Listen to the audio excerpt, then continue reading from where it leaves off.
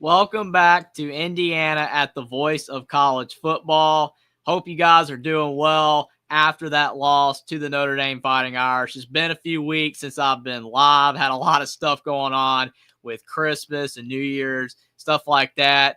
But we are back, definitely going to be trying to deliver you guys the Hoosier content that you guys want because Indiana has a bright future ahead, I believe. I have not ever said that in my life when it has come to Indiana football. Just tons of tragedy Indiana has suffered throughout their long history of losing as a football program, and their basketball program has been really struggling the last 25 years after their heyday. Still trying to get it together.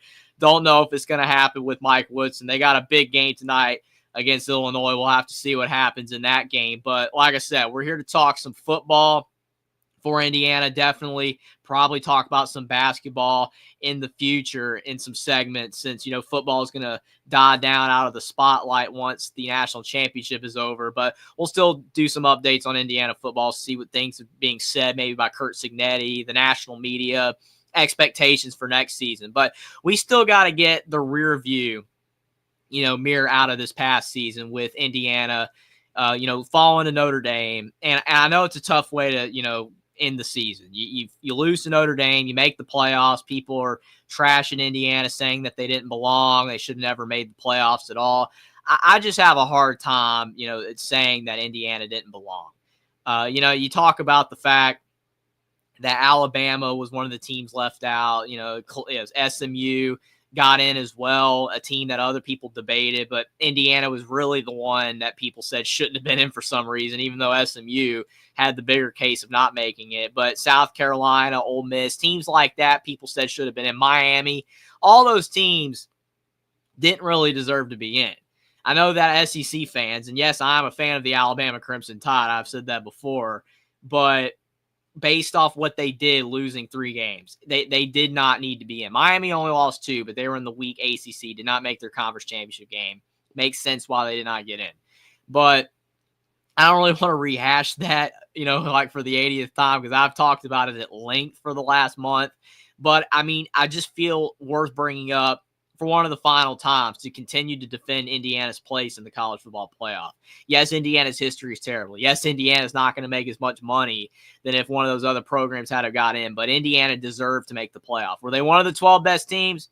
I don't know. I think it's debatable. I think they were close. You could definitely say that Alabama, Ole Miss, South Carolina more talent, but did Indiana deserve to make the playoffs?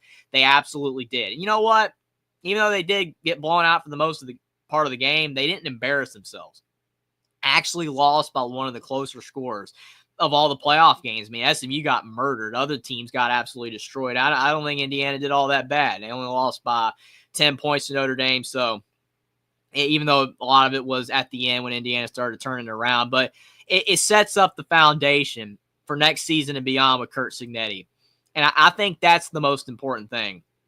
When you talk about the fact where Indiana's been, people need to remember how bad Indiana football was before Curt Cignetti got this job.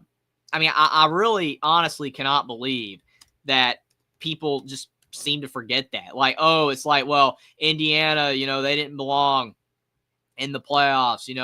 They shouldn't even have been in the conversation. They're no good. It's like, do people remember where they were?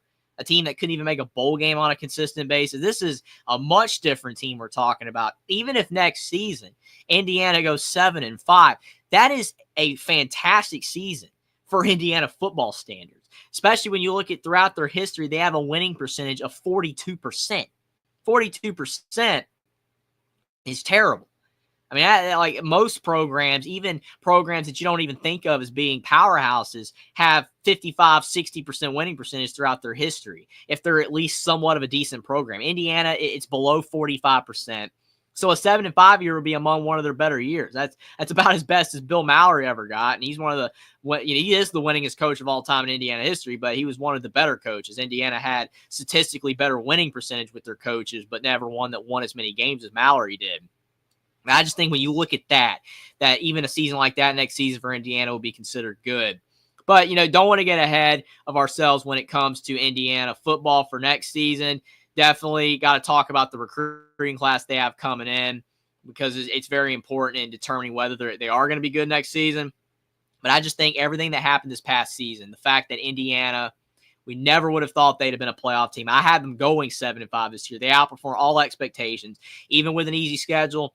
This season is just a foundation piece for the future for Indiana football going forward and beyond. Hopefully, with Curt Cignetti staying with Indiana for a very long time. It got a contract extension. A lot of bright things are on the horizon for Indiana football. We'll get to that a little later. We got a little bit to talk about with Curt Cignetti with coaching rumors again. I thought we were done with all that, but they're still trying to bring it up with another coaching search potentially. But we got to talk about the Hoosiers landing in early top 25 polls, because that's what a lot of people are starting to turn their eyes towards since the season is over. And we'll get to the recruiting class. We're about to get to the recruiting class, because that's going to definitely, again, determine how they do next season. But when you look at the top 25 polls, they're already coming out. People are shifting to that since everybody's team's been eliminated outside of Ohio State and Notre Dame for the national championship game. And Indiana's in the top 25 polls right now, the early top 25 polls. Bleacher Report had Indiana ranked 24th, which a lot of people were upset. A lot of Indiana fans were upset. And honestly, any ranking's good, because we remember the last time Indiana opened a football season ranked. I think people remember the 2021 season after Indiana had the good 2020 year with Michael Penix. And then after that, next season was a disaster. Indiana went 2-10, started out the year ranked, playing Iowa on the road, got absolutely blitzed. It was ugly. It was absolutely terrible. What happened with Indiana that season. Penix was not healthy, didn't even really get to play much that season, and Indiana was a disaster. And that started the downward trend of what ultimately ended up ending the Tom Allen era at Indiana. But, yeah, I mean, that was terrible. So I don't blame voters for being weary, potential voters, rather. Like, you have these early polls and not really being done by AP voters. It's just what people are guessing on. But having Indiana at 24th, I don't think that's really necessarily unfair. I'm just glad they're ranked at all, because at least it does showcase that they have some faith in Indiana to have another good season. Yeah, the schedule is going to be a little bit harder, but we thought this schedule wasn't going to be super easy, and then Michigan ended up not being nowhere near as good as we thought they were going to be at the beginning of the season, even though they did get it together by the end of the season. Washington underperformed. Nebraska ended up falling apart. A lot of teams that Indiana had on their schedule ended up being worse. So next season, Indiana's got Penn State on the road. Well, guess what? Tom Allen just took the Clemson offensive coordinator job. He's no longer at Penn State. So could that game be as tough as it looks right now on paper? Still Happy Valley. You're not saying it's going to be easy, but teams change. We don't know how Oregon's going to be. Indiana's got that game on the road. So I think it's absolutely fair to have Indiana ranked in the top 25, especially based off how well they did this season, how good of a job Curt Cignetti did. He swept the Coach of the Year awards. And statistically looking at Indiana's transfer portal class that we're about to get to, Indiana looks to possibly have a really solid team next season as well. Maybe even a better team, which I'm not saying that's possible. But if Indiana has a better team and they end up having a worse record, that would not surprise me. I could see Indiana going 9-3 next year and having a better football team. And people are going to be like, well, how is it a better football team? They lost more games. Just because you lose more games than you did the previous season does not mean that your team got better. It's going to be hard for that to happen, but it could happen. It all depends on who you play. So definitely excited with Indiana there. And then also 247 Sports released their top 25. And I got to share this. I got to look down the top 25 with 247 Sports really, really quickly, because it is kind of funny. You've got Texas at number 1, which I think is hilarious, because obviously, after what happened with Texas in the playoffs, people are going to be like, why is that? But it's because Arch Manning. It's the hype for Arch Manning. That's fair, I guess. But still a little bit funny that they're number 1 after what happened. Ohio State's at 2. Georgia's at 3. Carson Beck's gone. I guess they think Georgia's going to get better. I mean, yeah, Kirby Smart's going to recruit like crazy like he always does, but Carson Beck's gone. We don't know how Gunner's going to do. Gunner Stockton. I mean, Carson Beck, that's a disaster, him going to Miami. We know why he is, but it is what it is. But they got Georgia at 3. Oregon at 4. Team Indiana's going to face on the road, so they're expecting Oregon to be good again. Notre Dame at 5. Clemson at 6. So they're thinking Clemson's going to be even better since Kay Klubnik's coming back. Tom Allen's going there to be the defensive coordinator. Clemson could be better. Penn State's at 7. Another team Indiana's going to face. Bama's at 8, which honestly is respectable for Alabama considering the season that they just had. Again, Alabama recruits very well, but they don't really have a definitive option at quarterback right now. So it's going to be interesting to see what Alabama does next year. 8 is definitely a generous spot. Definitely the brand's carrying them there. Miami at 9, LSU 10. That's not shocking. They're going to put the brands high, even if they had bad years previously. I mean, Miami was good, but I think Beck's a downgrade from Cam Ward. So we'll see what they do. Even if it's a weak ACC, they probably will win a lot of games, but it's still Miami. They'll lose a few. They always do. LSU, though, I mean, that's very high for them. Yeah, they recruit well, but they really were not that good last year. SMU's at 11, South Carolina 12, Tennessee 13. I mean, Tennessee, they're a team that it's just they're kind of like in the Penn State range, but maybe a little bit behind, where they're trying to get among the elite of college football again, but they just can't do it. They're just kind of on the outside because they got smoked against Ohio State. That was a bad look for them and the SEC. Florida's at 14. That's fair. Florida definitely was much better at the end of last season. And DJ Lagway, just like I expected, saved Billy Napier's job. If he didn't come in and play well, then definitely Napier would have been gone. Arizona State at 15, that makes sense. I mean, definitely Dillingham did a really good job. That should continue. K-State 16, Ole Miss 17, A&M 18. None of those are shocking. Then you get to Indiana. Indiana at 19. That's favorable right there. To have Indiana at 19, if this is actually where they start the season, depending on what happens, depending on how other teams do. And since Indiana's perception will have been raised, there's a shot Indiana could have 2 losses and maybe could squeak into the college football playoff. Maybe not. Maybe that doesn't happen. Maybe they get left out like Miami, since, they probably in that scenario would not have made the Big Ten title game. If they took a 3rd loss, they would not be in. But I'm just saying that having Indiana this high to start the year gives them a little bit more leeway to lose games and still maybe make the playoffs, or at least get a very good bowl game. And it also just shows, again, the respect that people have gained for IU, despite the media slander, and there was tons of it. I like this spot for IU. Yeah, you'd like to see him a little higher, and I've seen some Indiana fans say they should be in the top 15. It's going to take time for people to back Indiana more and more. Multiple years of Curt Cignetti doing a good job in Indiana and them winning 9-10 games. If that is feasible, if that can happen, Indiana will boost up in people's minds in the media. Right now, they don't still trust them completely, so they're going to rank them lower. But the fact they're ranked at all shows how far the perception is raised for Indiana in just one season. That's good. Illinois at 20. Illinois had a pretty good season this past year, despite not really beating that many good teams. We'll see how they do next year. Michigan at 21. That's because of Bryce Underwood and all the talent they brought in. Auburn at 22. Yeah, people said Auburn was going to be better last year, and it didn't happen, so we'll see. Nebraska at 23. It's the same thing. I remember the year that they were ranked at the beginning of the season with Scott Frost, and then they went like 4-8. We'll see. Texas Tech 24 and UNLV 25. Kind of shot in the dark guess, especially with UNLV losing their coach. We'll see how they do. In Texas Tech, I mean, they're always a team that's kind of just in the others receiving votes to start the year. Then they go like 7-5. We'll see what Texas Tech does, but definitely excited to see Indiana in the top 25. I think they deserve it. I think they should be ranked early, but definitely, I mean, it's just going to take more time for people to, start ranking Indiana in the top 15 or top 10 in these way too early polls and then the preseason polls. Another good year or two, and that definitely will change for Indiana. But to get back to the transfer portal, we got to talk about the portal. I've said multiple times they have a good class coming in, and we're finally getting to it. And when you look at the fact that their class is only ranked 37th, and people are going to be like, well, that's not very good.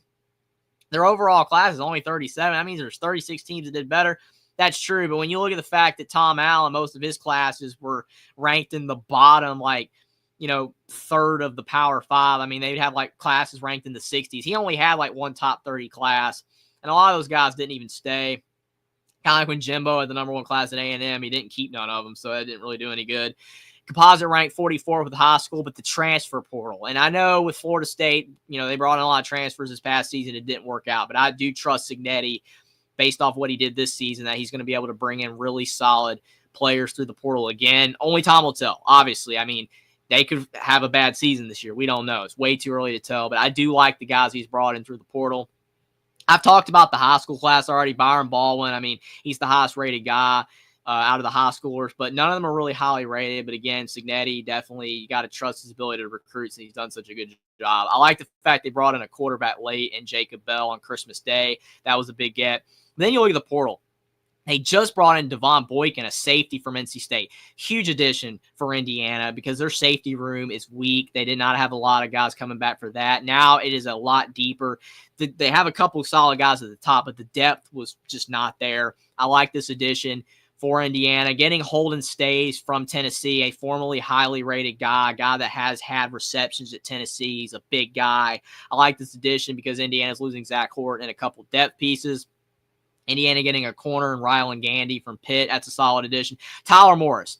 And definitely, I'm sure Michigan is the voice of college football with TJ and John. I'm sure they, mentioned him transferring away from Michigan. And probably from their perspective, it's not the worst loss in the world because of the fact, he was a guy that did have a few big games. He had a few big catches against Alabama last year in the national championship game, but his role diminished this season. And the way he's looking at it is, Michigan did not have a great offense this past year. Maybe it'll be better next year with Bryce Underwood, but he wants a sure thing. He likes the fact that Curt Cignetti had so much success bringing in, undervalued guys through the portal, like Miles Price, Miles Cross this past season that had a lot of success, even Elijah Surratt.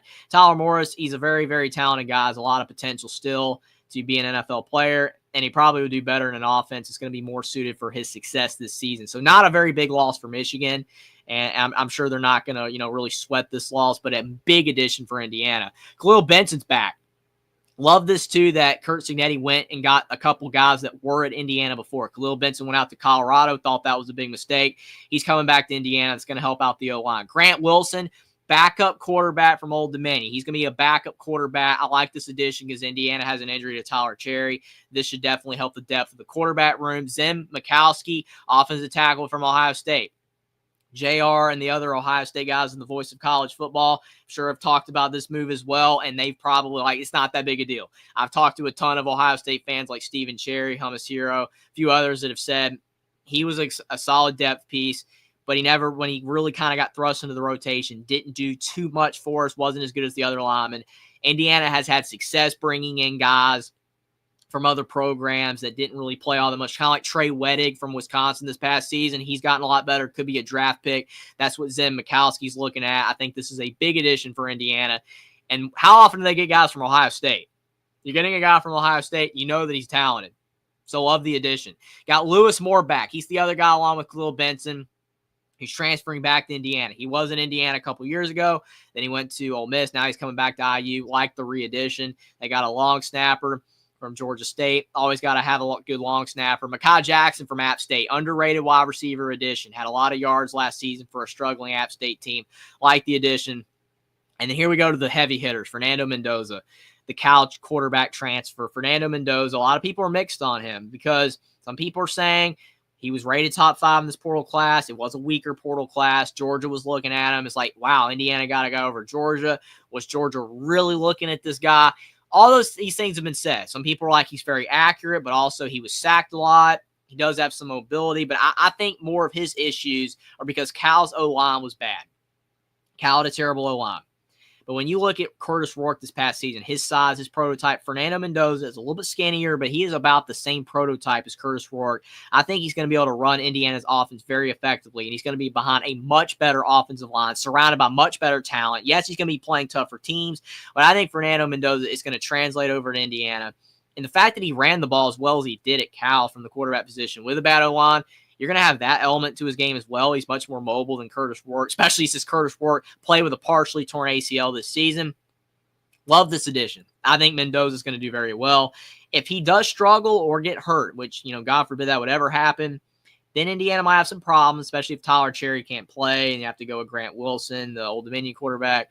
But if Mendoza, he stays healthy and he pans out like I think he will, then I think Indiana is going to be very, very good this next season. Love this addition from Curt Cignetti. Roman Hemby, the running back transfer from Maryland. Love the addition. Very solid player in the Big Ten. Lit up Indiana this past season. One of the bright spots for Maryland all year. Like the pickup. Riley Nowakowski at tight end. Definitely going to bolster the tight end room. He's a very good blocker.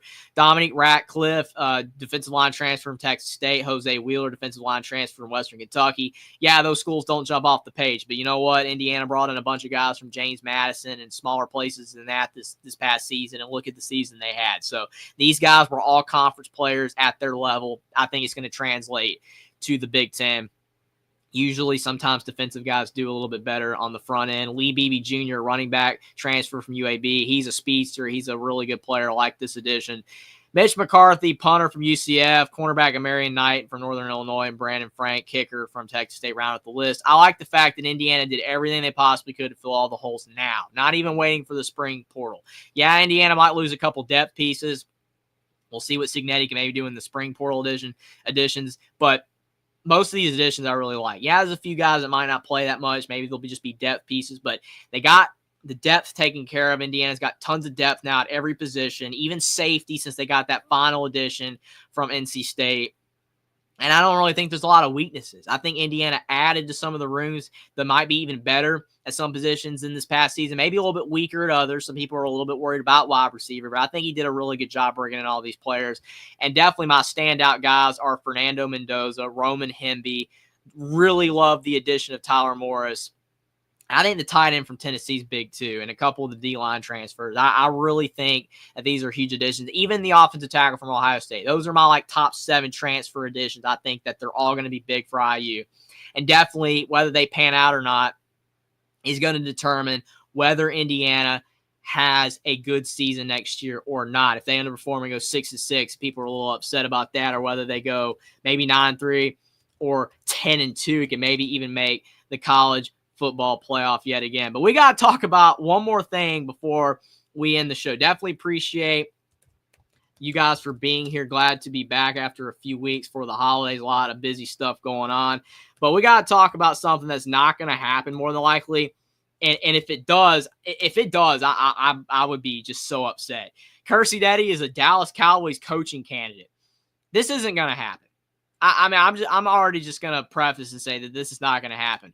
But stuff like this does happen when you got a good coach. If Curt Cignetti was not a good coach, like people are trashing him, talking a big game against Notre Dame, and then they lose, and then saying he's trash, overrated, whatever, which you knew it would happen the first time he lost a big game like that. It kind of already started with Ohio State. But Curt Cignetti's a candidate for the Dallas Cowboys head coaching job. That is what this report, like this article saying. I don't even think it's a report. It's just a headline, to get people talking, get people wondering, maybe some rumblings, people trying to push this. But like I said, I look at this as more of a compliment that Curt Cignetti would even be considered by some people to be a candidate. If he wasn't a good coach, there's no way this would be the case. I still can't believe the whole situation with Mike McCarthy of how, he's going to interview for the Bears, and they wouldn't let him interview for the Bears. And then it's like, we're getting rid of him anyway. It's like, why don't you just let him interview for the Bears? I don't know. That was crazy. But now the Cowboys are getting rid of him. I think the more likely option is that they either get a coordinator or they'll get Deion Sanders. If it's going to be any college coach, it's going to be Deion Sanders. I don't know if it's going to be Deion. I'm not 100% sure if it will be Deion. Which I think will be funny if it is Deion, because all the Colorado fans are like, Deion Sanders, he's going to stay at Colorado. He's with us for the long haul. And it's like if he leaves for the Dallas Cowboys after 2 seasons at Colorado, oh my goodness. Shadur's gone. So what would stop him from wanting to go to the NFL? But I don't know. It would just be crazy because, there's just no commitment there. With Curt Cignetti, I think there is a commitment. They gave him a big contract extension. And why would he go to the NFL? Yeah, it's the high stage of football. Yeah, you could say have that itch, but he's only been in Indiana 1 year. His wife has said, according to Cignetti, that she loves being in Bloomington. He's 64 years old. I feel like this is his last job. Indiana's gave him a big extension. He's ready to go. He's got all these recruits lined up. Why would he leave? Deion has a lot to gain in his mind from going to the Dallas Cowboys. Dallas Cowboys is America's team, and Deion Sanders is one of the sport's biggest celebrities. You know what I'm saying? It makes sense. It's not going to be Curt Cignetti. I just had to throw it out there because it's ridiculous. I just think it's funny. I think it's an absolute joke. The Cowboys are going to get Deion, or they're going to get an assistant coach or another head coach or anything like that. But It's not going to be Curt Cignetti. I just thought it was, a good sign for Indiana fans to further prove, how good of a coach Curt Cignetti is. And even the Dallas Cowboys are rumored to be getting, which is absolutely hilarious. But definitely do appreciate you guys for being here. Again, sorry about not being live for the last 3 weeks. Glad to be back. We'll definitely try to keep the show going on down the road as the weeks go by. Definitely, we got a fantastic community that Mark Rogers has here at the Voice of College Football. Tons of new team channels coming out. You definitely want to subscribe to the other team channels if you haven't already, especially some of the newer ones like Rutgers and Iowa State and Ole Miss. But do appreciate if you guys enjoyed the show tonight, subscribe to the channel down below. We're at 71 subs, trying to grow the channel, trying to get more Indiana fans in here. Tell all your football friends and neighbors out there, especially Indiana fans, about Indiana at the Voice of College Football, here every Tuesday night to talk about Indiana Hoosier football and also some Indiana basketball maybe down the road as well.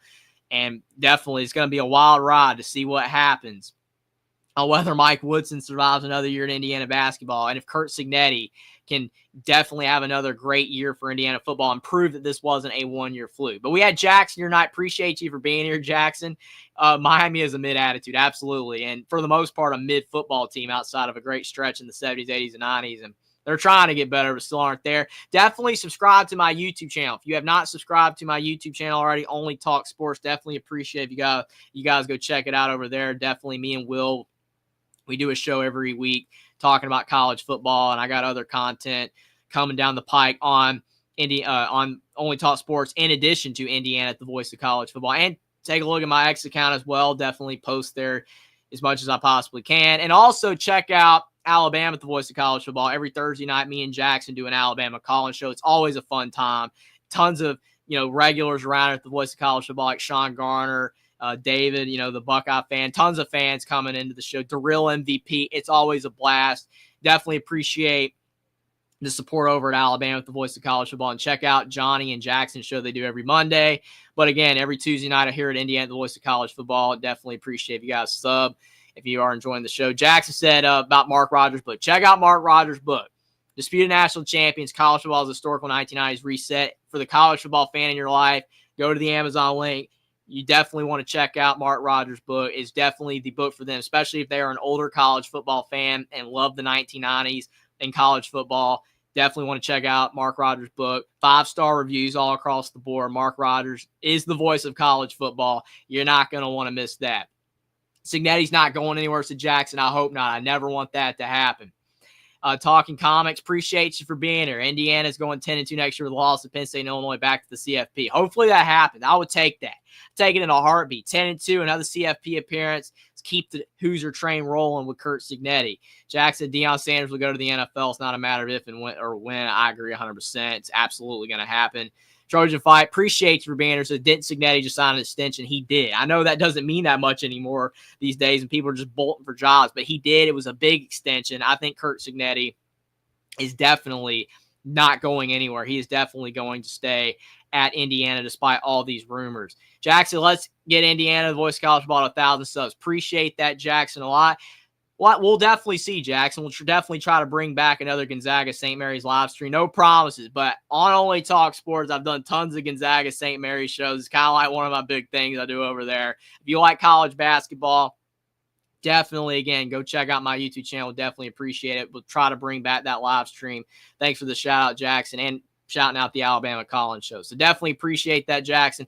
Like the stream down below. Subscribe to Indiana, the Voice of College Football, Only Talk Sports, my YouTube channel, and Alabama, the Voice of College Football, and all the other Voice of College Football channels, trying to build up the community. Appreciate you guys for being here, and hopefully all these great signs for Indiana, like Curt Cignetti being rumored to be a Cowboys head coach in Canada, even though it's not going to happen, shows how good of a coach we got in Bloomington. Hopefully all these transfer additions are great for IU. Maybe Mike Woodson can get a big win tonight for Indiana basketball. Only time will tell. Doubt it, but you never know. There's definitely a shot since at Assembly Hall. Appreciate you guys for being here. What a great season Indiana football just had. I'm excited about the future of Hoosier football, and we'll definitely be here to talk about it. Thanks for being here, everybody, and go